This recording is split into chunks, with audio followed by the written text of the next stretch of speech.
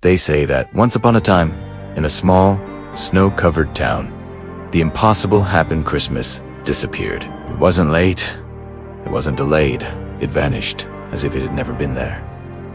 The festive garlands remained dark, like abandoned roads. The scent of cinnamon didn't fill the kitchens.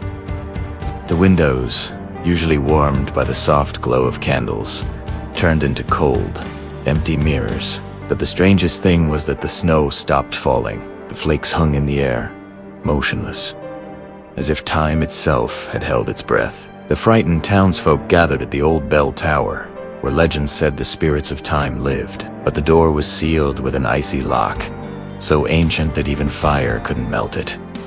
And no one knew what to do. Only one person heard the call.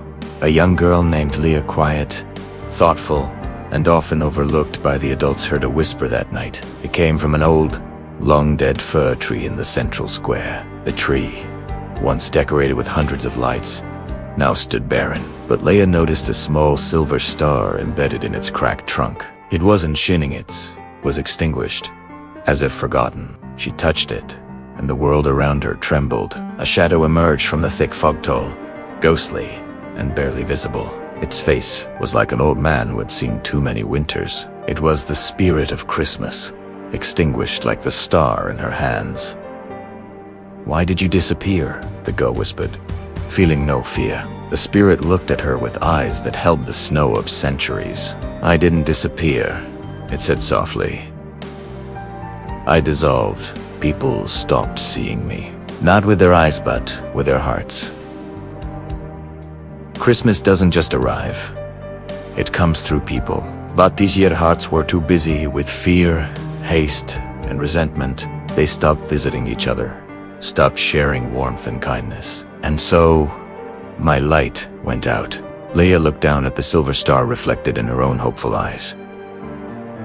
"What if I light your light?" she asked. "Even if it's just a little." The spirit smiled sadly. "One spark isn't enough. Dot. Dot. But the greatest fires always begin with a tiny flame." Leah pressed the star to her chest. A deep, piercing cold shot through her. But she held on, pouring all her hope into it. Then, a warm, quiet glow began to pulse from within her. The star flickered timidly at first. 10 brick. The light spread across the square, not as a beam, but like a warm memory. And then, people began to stir. One man lit a candle in his window, not knowing why. Another gave a blanket to a stranger on his porch. A woman remembered an old grudge and wrote a letter of forgiveness. Every kind gesture became a spark. The sparks joined into light, and the light grew into a radiant glow. Christmas was returning. The spirit of Christmas rose above the square, shining like the northern lights. As the snow began to fall again, soft and full of life. "Christmas cannot be lost," it said, dissolving into the air. "It can only be forgotten. But as soon as one heart remembers, it will return to everyone."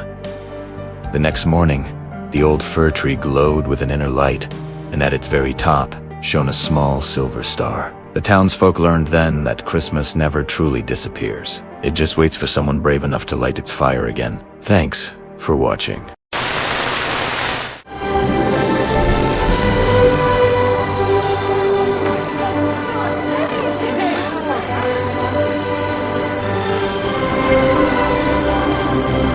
The magic's back.